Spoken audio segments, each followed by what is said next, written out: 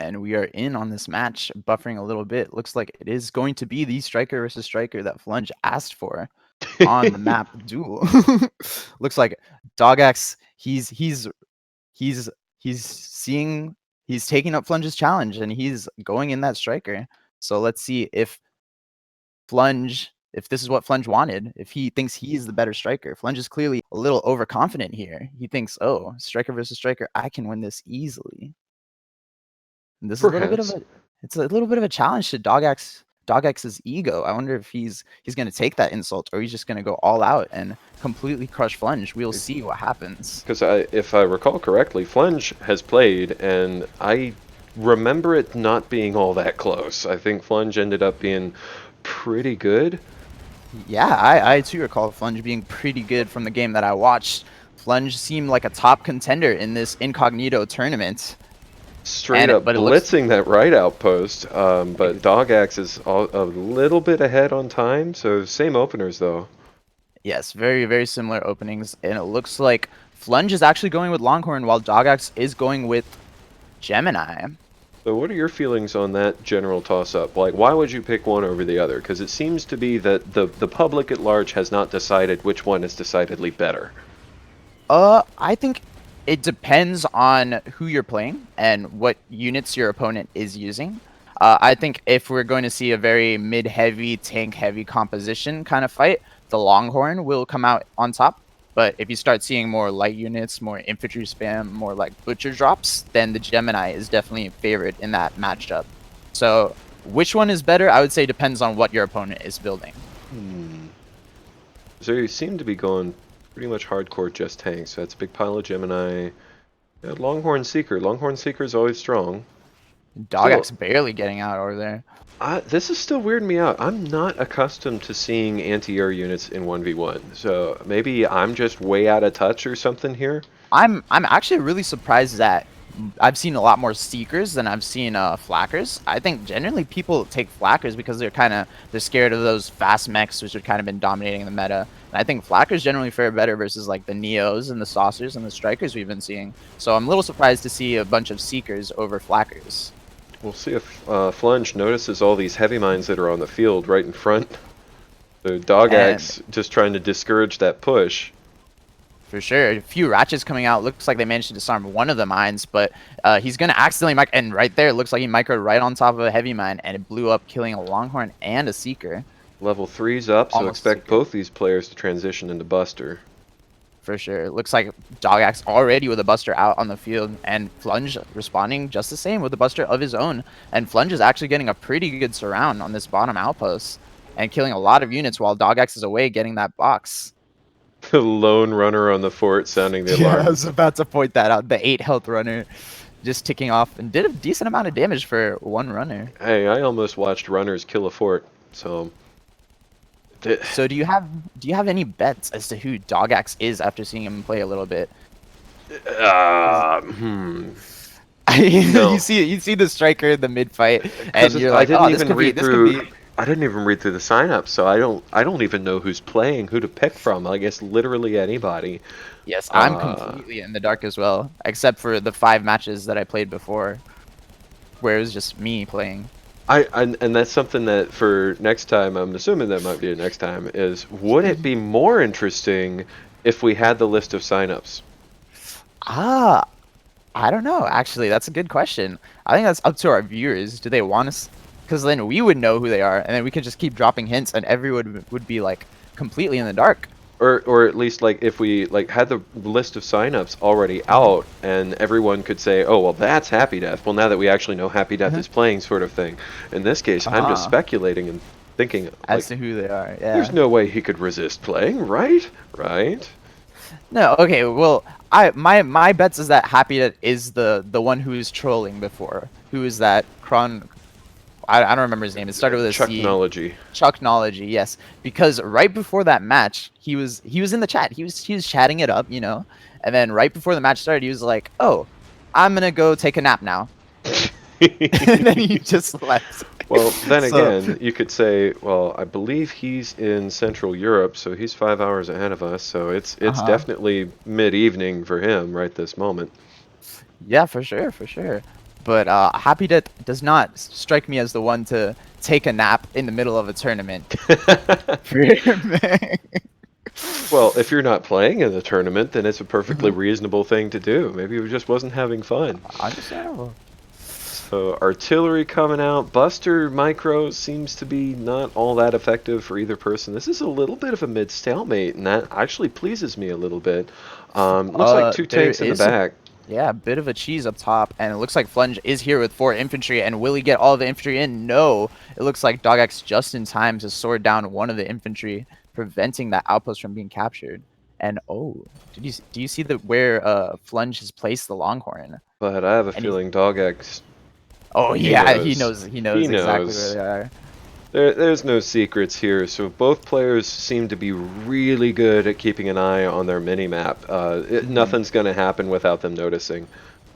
So while it seems like all the action's happening at the mid, if either one of them gets too distracted by this action, then they're going to go down. Oh no, his Buster didn't finish the job. Yeah, the 2 Longhorn have reached the fortress actually and are starting to tick down on the fort damage, but Flunge is also pressuring up super aggressively here at mid, so Doggax is forced to make a decision whether to respond to these Longhorn or to keep up the fight at mid, because every second he's away, Flunge is just killing more and more units. There's only a single ratchet in mid, so all the green lines are going to completely fall apart from the sustained artillery fire. There's 3 different Archies and the Pepper. I'm a little surprised to see the Peppers out. I feel like this is a troll unit that a lot of people have been taking. I really don't think Pepper's that much of a troll. I think Buckies are the natural... Like, Buckies are going to have a lot more damage output than Archies. Archies are fairly unimpressive with what they do. But all you need to do is put down one Aegis, and suddenly it's as if you don't have any Buckies. Whereas a Pepper has about the same range as a Bucky, about the same damage output as a Bucky or 2, and launches so many projectiles that one Aegis can't counter a Pepper. And so I think Peppers are just a good extra thing to have in your loadout if you find yourself in a sustained mid-fight like this. The thing I understand, well, how I understand Peppers work is that they not only have like a x-axis like randomization, they also have a y-axis randomization, and that leads to a lot of like Pepper shots end up actually going way over the tanks. So Peppers are actually really inaccurate, even at like close to medium ranges. So most of the shots don't end up actually hitting. I don't think they have any deliberate y-axis scatter. It's actually, there's a property called missile wiggle that that makes it look better, is why it exists in the first place. But the missiles have an entirely random chance to move any direction every half second. And so they just kind of wiggle around randomly, and that's where you get your up and down scatter. So they, but the X range scatter is actually also entirely intentional. So there's the wiggle plus a little bit of X scatter, and this is why Buckies originally half their missiles would just kind of ditch in the dirt. We've actually taken away the Y scatter. This is 3 years ago now, but they'd taken away the Y scatter for Bucky missiles and forced it to be just the missile wiggle is where you get your up and down. So that's how they can even get to that range. Yeah. Interesting. But it's nice to see more units being implemented to the game, and Flunge is complaining a little bit, saying, damn bugs. I was not sure what bug he's complaining about. Oh, you know, the bug where Striker wins. Oh, right. And Doggax actually getting a kill on Flunge in the middle while he's microing up, so it looks like he's going to be able to finish pretty much everything that Flunge has over here. Oh no, that's a grinder. Yeah, but 3 busters. Oh, the butcher drops are coming out as well, and there is not a Gaddy on the field anymore actually, so these butchers are going to be super effective. Yeah, blue. And Doggax. That's a collapse. He's got nothing left. For sure. Upkeep's 44 to 19. Doggax is very much in the advantage, even picking up the boxes to solidify his credit lead. And it looks like this outpost actually will get neutralized as well. Plunges forward just by the creeps just walking in. And now Doggax is just going to micro up slowly, and it looks like it's going to be Doggax's game slowly but surely. Yeah, I think he's going to be able to lock this one in. What is that crossfire coming from? Oh, there's a Gaddy on the side as well. Okay. Busters are so slow to rotate. It's infuriating. Insane in chat. He's saying, I don't want to give anything away, but I'd also like to point out that there have been no complaints about lag. Now, who do you know who complains about lag all the time? I don't know. I'm not quite sure. It doesn't really ring any bells. But we did also, well, I guess that means Sean Expert's not playing. Never mind. I take back some of my previous guesses. My guess when I saw Flunge play the first time was pro, actually. But I'm actually retracting that guess after watching him play right now. So I'm not quite sure who Flunge could be. I'm surprised to see Flunge stabilize here. He's starting to pump out some Goliaths. Didn't lose his right outpost. I figured Doggax would just push right in and take that. Get your head out of my cup, cat. Sorry, I have to dispose of this kitty. Oof. Goodbye. All right. Yeah, he has managed to stabilize a little bit, making a sort of buster line and encroaching in on mid. But Doggax, I think, definitely still has the upper hand. Actually, the upkeep's pretty much even, right? If you look at it, 39 to 33. Not too much of a difference at all. Doggax really low on health. Might get finished off here. It's just dancing around that one buster. Flunge just needs to bring over some more units. Doggax just is barely sit there alive. and recharge. Is he going to get the Goliath while he's standing there? Are you serious? The Goliath is 117 health. It's Doggax close. can easily kill it. Oh, he's not going to snipe it. He's really low on health. Jump. Still alive. No way. Oh, it looks like Flunge actually will end up getting the kill. The Goliath is 50 HP Frisky. I turned off the numbers because they were distracting, but he has literally no health bar. It is an The entirely pepper black next bar. to Oh, it and he puts is it on the full front health. line. Why not? Okay. And Flunge has actually managed to make a comeback into this mid fight. Somehow, some way. The upkeep is actually in favor of Flunge now. It is 40 to 30. What Flunge a comeback. Has 10 than Doggax. And yeah, Doggax pretty much throwing away his advantage over here And at the middle. Flunge, meanwhile, getting the close cap, dropping some sergeants in. Yeah, Doggax has not seen this cheese at all. Even a lunchbox coming out, that's going to boost the HP of the infantry and the outpost and give it more armor. So Doggax is not taking back this close outpost anytime soon. In fact, Flunge with a good multi-prong tactics as well, getting some ratters on the fort while he comes back to deal with this mid. But that defensive buster from earlier is actually going to finish off the ratters. Oh, is he still there? Yeah, he's still there. The one that cleaned up the 2 Longhorn drops from early on in the game. Nice. Are you able to explain the choice of Sergeant? Does their buff stack or something? I do not think their buff stack. I think they just alternate like a paladin aura, like defensive attack aura. So they're just like stronger soldiers is my understanding. But I'm not really quite sure. There's a lot of hidden stats around them. I know that they were changed pretty recently, or like with the last patch, which was like a year ago. So I'm feeling like this is still a pretty even game. Both sides making some good moves in the backfield, but it's getting dealt with fairly well. And yeah, the Buckies actually, Doggax did place 4 Buckies back here to neutralize this outpost, and it actually has pretty much neutralized the entire outpost. So he's retaking his close without even having to be there. So great move from Doggax, but Flunge has made his way completely back into this mid fight. Actually has more units here as well. So That's I think a lot this of peppers.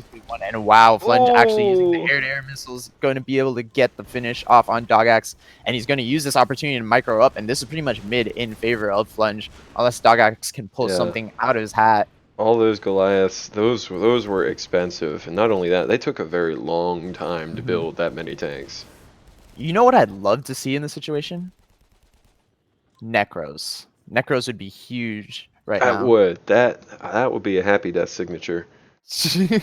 Either, or overkill. For sure. I've been advocating a lot for Necros recently, and that's something that I have not seen a lot of players take advantage of. I think they're very, very good. And one of those things that just compounds defenders' advantage so much. Yes, it's like, hey, you just beat this pushback here. Just make it yours. Oh, but heavy mines. And a lot of times, once that mid-fight starts to slow down, you start to stagnate, and you forget that heavy mines are still in your loadout.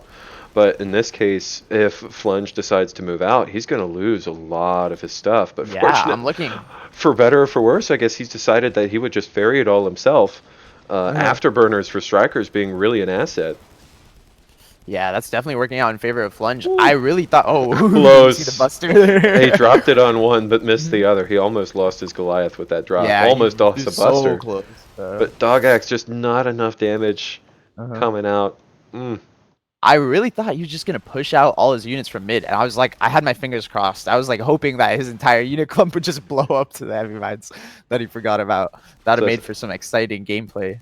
I think that's going to be a GG from Doggax. Yeah, it looks like he's just doing circles around his fort, and we will get the surrender just in time. That was a good game, though. That was a very, very good game. It was pretty close, actually. It could have gone either way. Doggax just stumbling at mid a little bit. He's saying there were moments when my mech effed up. So it looks like Doggax blaming his mech a little bit. There might be some lag complaints coming out here. Oh, we've marked it as a mature audience stream. Everyone had to click and at least claim that they were 18, so you can say fuck all Oh, day. okay. Great, great, great. I was not sure. That was a good comeback, though. Yes, that was a very good comeback from Flunge. That puts map choice to Doggax.